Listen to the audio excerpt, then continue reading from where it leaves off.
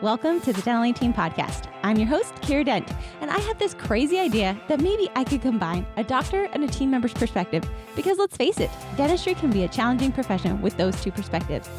I've been a dental assistant, treatment coordinator, scheduler, biller, office manager, regional manager, practice owner, and I have a team of traveling consultants where we have traveled to over 165 different offices coaching teams. Yep, we don't just understand you, we are you. Our mission is to positively impact the world of dental, and I believe that this podcast is the greatest way I can help elevate teams, grow VIP experiences, reduce stress, and create A-teams. Welcome to the Dental Team Podcast. You guys, I'm so excited for Consultant Takeover. Guys, that was me attempting to sing into this microphone for you, and I hope you loved it. Today, Consultant Takeover, grab your pens, grab your notebooks, bringing in the heat today. And as always, thanks for listening, and I'll catch you next time on the Dental Team Podcast. Dana, thank you so much for being here. I know Fridays, we always do these on Fridays, and I feel like I love and hate that they're on Fridays. And I think it hits your, I don't think it's Donuts with Dana anymore, but that's fine. But I think it's all in the same line, like you're just back to back to back. So thank you for always being here with me on these Fridays and busting these podcasts out. I have so much fun with you. How are you today? Doing good. Yes, consultant Q&A falls on Fridays, but getting to do this with you is much more fun. Touche. I guess consultant Q&A, you're kind of like standalone, just talking to the world and yeah, I like that. Okay, good. Thank you. One thing that we were just talking about, I think it's so funny that I think I've said this before, but I feel like sometimes we progress in life, and then we go backwards. So it's so funny to me that podcasting is now video because YouTube so long ago did what podcasting is doing, but they did it on the computer. You had to go online to YouTube and they called it vlogging. And basically that's all podcasting is a giant vlog where you interview each other. But I mean, people have been doing this for years. So it's just so funny to me, how we get so far and then somebody's like, oh my God, I have this brilliant idea. And it's like, oh wait, we've been doing that for so long. Mm-hmm. So anyways, I think it's funny. I had to get dressed this morning and I just fixed my highlighter. We were talking about, you gotta be ready to podcast. We used to be able to do it from our pajamas. It's fine. It's fine. I love it. Well, we always like to talk to you guys. We like to bring you information, what's hot, what's happening, what we're seeing in the practices, because as traveling consultants, you guys, we are seeing hundreds of practices every single year. And Dana honestly talks to more practices, I think, than anyone that I know, because not only is she traveling to some practices, but she's also talking to practices who don't have that in-office visit. They just do coaching calls and video team training and things with Dana. She has more of those kinds of clients than most of us do.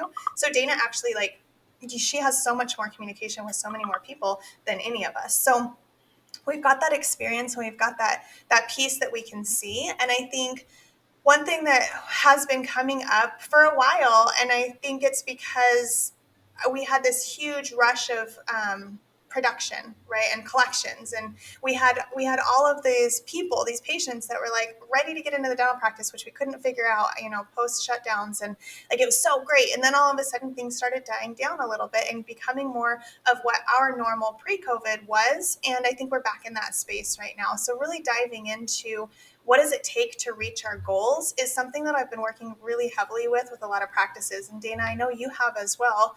We've talked about this quite a few times. And I think, it makes me feel so smart, because, and I love feeling that way. That's why I love consulting, right? But it just makes me feel oh my gosh, this is so fun to dive into. And I can feel so smart to look for these pieces, because I think something that a lot of people miss when we're tracking things, when we're looking for things, is the actual root cause. And the actual root cause in a lot of cases of not meeting our monthly goals, our production and collections, it's not always sell more cases, TC, call more people, where are the patients? Sometimes we're actually not diagnosing enough. And I think that's something we're not always tracking. And a lot of practices will track their case acceptance, if they're even doing that. A lot of patients will track their new patients, but if you're not tracking what you're diagnosing on those patients and then what the case acceptance is of that diagnosis, I feel like you're missing the mark on something. Dana, do you feel like you see that a lot as well? Yeah, and this is what I call kind of like that hidden sneaky number. Yeah. I feel like we look at collections an awful lot. We look at case acceptance in a lot of practices, and diagnosis rate is the one thing that we just don't really put a focus on, but yet For sure. is the pillar of how we get both of those things. Yep. So I do think that it's kind of that hidden number. And I think if you track your case acceptance, it's super easy to look at diagnosis rate. I just don't think that we do. I totally agree. I totally agree. And I have a practice right now that they're really struggling to fill their associate schedule. And they're like, gosh, like he sees all of the new patients. They've got online scheduling, and he's constantly like last minute filled with online emergency scheduling, which is fantastic. But he's got gaping holes tomorrow, right? Or next week, he's like not going to hit goal whatsoever. And so what I did right away while I was there is I thought he's a fantastic man. He is so sweet. He's very conservative, which I do love conservative dentistry. But there's some things not right because this man is making friends with everyone. Like they should be like buying his treatment like hotcakes, right? And so I implemented our treatment tracker. And something that I think is different about our treatment tracker is that we're tracking the actual diagnosis amount. We're tracking the numbers. So you can do it both ways. We've talked about that before. And you can look at how much of the money was accepted. So get your percentage that way, what percentage of the actual dollars was accepted, or you could do what we call one for one, scheduled, not scheduled. The reason that I really like, you could do both of them even, but the reason I really like diving in more to the actual diagnosis numbers is because you can tally that and see at the end of the week, at the end of the month, how the day, however you're tracking it, you can see the actual diagnosis amount. And what we did is I implemented this just last week, and the doctor and I, we had a chat this week, and we looked at it, and he was like, oh my gosh, he diagnosed less than a third of what owner doctor diagnosed, but he was seeing all of the new patients. Yeah. So owner doctor tripled the diagnosis easily on recare. And he was like, okay. But prior to that, it was, how come the cases aren't selling? How come the patients aren't scheduling? Mm-hmm. Now we can see, guess what? It's not that they're not scheduling. He actually has really high case acceptance when he diagnoses. It's that he's not diagnosing. So Dana, how do we reach the goal? Like, how do we know, right? Because we can track the diagnosis and be like, great, you're diagnosing, or oh, dang, you're not diagnosing. Let's calibrate. But how do we know that we're going to hit goals next month based on our diagnosis? How does that work with the tracker? Yeah. So I think a couple warning signs that maybe it is the issue is if we have high case acceptance rate and we're not hitting goal, or we're barely making goal, and we have holes in our schedule, right? Yeah. I think that's kind of that warning blare of, let's check diagnosis. Yeah. So if you have that going on in your practice, take a look at the diagnosis rate. And then I think once we know, it's knowing what that benchmark is to hit. So a couple of things that I would usually say is, know what your diagnosis rate should be.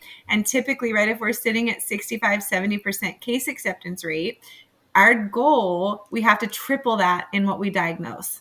Got it. So 3 times your daily, weekly, monthly goal is what we have to diagnose. And then I would say, to try to keep yourself consistent, or to know what that feels like or looks like in your practice, take the number of patients that we're seeing into that triple, and that gives you average treatment plan, right? So the average amount that your treatment plan should be for your patients then will give you that daily kind of pulse on, am I diagnosing enough? Yes, we want you to look at the numbers and look at that tracker, but I think it gives you a goal too on how to apply it with each and every patient.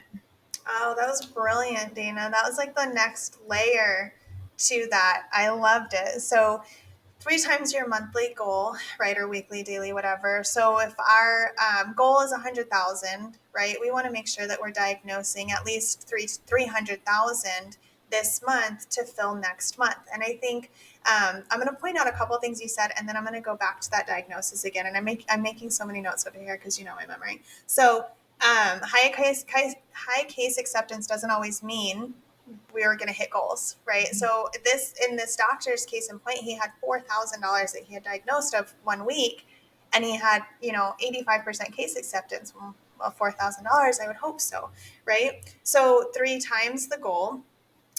making sure we're tracking it. And then something you said was taking into consideration the number of patients seen to find the average case diagnosis amount. I think that's huge, because then you guys, that's going to clarify for you on, is it like a by patient? Are you waiting for these monster cases to come in? Are you like, what's your average? Knowing your average of anything is your baseline. And then it will tell you where you can take it. So I think that was a huge thing to say. Thank you for mentioning that, Dana. And 3 times your goal, something that people misconstrue here. And I got it yesterday. That's why I say this, because I say, 2 to 3 times your goal. 3 times is my goal for you, but I want at least 2 times, because if you only have 50% case acceptance at the end of the day, you can reach your goal. You also have to take into consideration that some of your diagnosis is coming into this month. It's not all going to next month. So a percentage of that diagnosis you won't see next month. Now, something that I heard was, okay, yeah, my goal is 100,000, but 20 to 30% of that is hygiene, right? But I don't know about you guys.